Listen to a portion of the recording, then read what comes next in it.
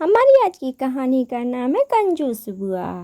तो कहानी शुरू करते हैं। आप भाभी, आपके पास छुट्टा पैसे हैं तो ज़रा ऑटो वालों को दे दो। मेरे पास 500 का है। रीमा घर में घुसते ही बोली, जी दीदी आप आराम से बैठिए, पैसे तो देव दे देगा। नंदनी ने देव को पैसे दिए कि वो जाकर ऑटो वाले को दे देगा। देव ने पैसे लेते समय गुस्सा करते हुए फुसफुसा कर बोलने लगा, मम्मी आ गई कंजूस बुआ। कभी इनके पास छुट्टे पैसे नहीं रहते हैं, हमेशा हमको ही किराया देना पड़ता है। कुछ कहा क्या लाला? रीमा सोफे पर बैठते हुए बोली, ना दीदी कुछ नहीं। देव को घूरते हुए चुप रहने का इशारा किया और पैसे देकर आने को कहा। नंदनी रीमा के लिए चाय नाश्ते का इंतजाम करने किचन में चली गई। भाभी घर में बड़ी शांति है, सब लोग कहाँ हैं? और माँ मेरी आवाज़ सुनकर भी बाहर नहीं आई। तबीयत तो ठीक है ना उनकी? बोलते बोलते रीमा पूरे घर का चक्कर लगा डाली। अरे दीदी आप भूल गई क्या? आज एकादशी है। माँ अर्पिता के साथ मंदिर गई है और आपके भैया ऑफिस देव के पेपर शुरू हो हैं तो अभी स्कूल से आया ही नहीं है। नंदनी ट्रे लेकर आ गई। अर्पिता क्या कर रही है आजकल? उसकी शादी वादी करनी है या अपने पास ही बैठा कर रखना है? मिठाई मुंह में खाते हुए रीमा ने अपनी शंका जाहिर की और फिर उनका शुरू हो गया वही कथा कि लड़की को ज़्यादा नहीं पढ़ाना, फिर लड़के अच्छे नहीं मिलते और भी ना जाने क्या क्या। रीमा का ज्ञान देना चालू ही था कि अर्पिता दादी के साथ घर आ गई। बेटी को देखकर अम्मा जी बहुत खुश हुई।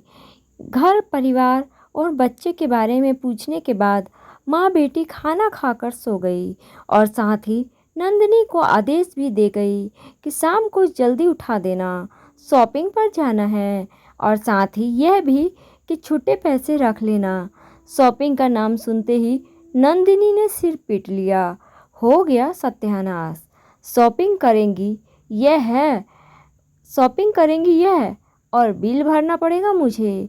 मम्मी आप भी कोई ना कोई बहाना बना दो, कह दो कि सिर में दर्द हो रहा है या फिर आपको डॉक्टर के पास जाना है।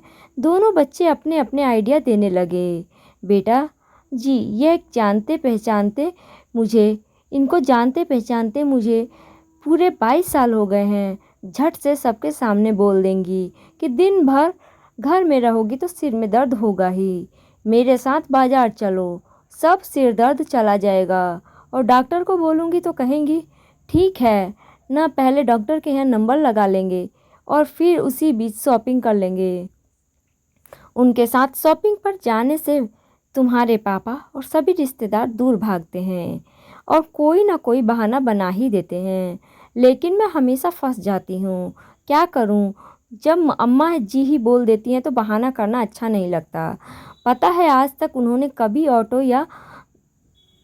ऑटो का भाड़ा तक नहीं दिया। हर समय अपने पास से 500 या 2000 का नोट निकाल कर देती हैं।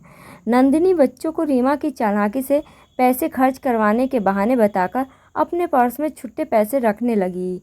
शाम के चाय पीकर नंदिनी और रीमा दीदी शॉपिंग करने चली गई।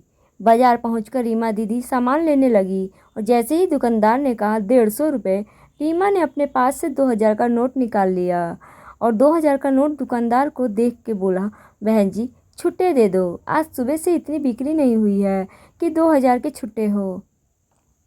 भाभी आप दे दो, आपके पास तो 150 होंगे ही, रीमा ने नंदिनी से कहा और खुद आगे बढ़ गई। छुट्टे पैसे वाला पाउच निकालने के लिए नंदिनी ने बैग में हाथ डाला तो हैरान रह गई। पाउच नहीं था। वो चैन खोलकर अच्छे से देखने लगी लेकिन पाउच नहीं मिला। नंदिनी को अभी तक वहीं खड़ा देख रीमा वापस आई। क्या हुआ भाभी, पैसे दे दिए हो तो यहाँ क्यों खड़ी हो? दीदी छुट्टे पैसे वाला पाउच नहीं मिल रहा है, लग रहा है कि जल्दी जल्दी में घर पर ही मैं भूल गई। आपके पास देखिए 500 का नोट भी होगा, वह दे दीजिए। रीमा नंदनी का पर्स लेकर खुद ही चेक करती है लेकिन पाउच ना पाकर 500 का नोट अपने पास से निकाल कर देती है। भाभी ऐसा करते हैं कि घर चलते हैं, देखो ना आज ही सफ़र करके आई हूँ और आज ही शॉपिंग करने आ गई। मैं बहुत वीकनेस फील कर रही हूँ, चलिए घर चलते हैं। रीमा बहाने बनाकर रिक्शा बुलाने लगी क्योंकि अभी शॉपिंग उसे अपने पैसों से ही करनी पड़ती। अरे बुआ, इतनी जल्दी आज आपकी शॉपिंग हो गई। सामने स्कूटी पर अर्पिता और देव खड़े थे। तुम लोग यहाँ? नंदिनी को आश्चर्य हुआ। देव को कुछ नोट जीरोक्स कराने थे और इसका मन कर रहा था कि तिवारी के यहाँ छोले भटूरे खाने का। तो मैंने कहा चलो चलते हैं, मम्मी बुआ भी मिल जाएंगे। बुआ को भी छोले भटूरे बहुत पसंद हैं। अर्पिता हंसते हुए बोली, नहीं नहीं बच्चों, आज नहीं, मैं बहुत थक गई हूँ। हम लोग घर ही जा रहे थे, छोले भटूरे फिर किसी और दिन। रीमा बहाने बनाकर वहाँ से जल्द निकलने की कोशिश करने लगी, लेकिन अर्पिता और देव के आगे रीमा की एक भी नहीं चली। और फिर तिवारी की दुकान पर बैठकर आराम से एसी में छोले भटूरे का मज़ा अर्पिता, देव और नंदिनी ले रहे थे। लेकिन रीमा बिल का सोच सोचकर पसीने से लथपथ हो रही थी।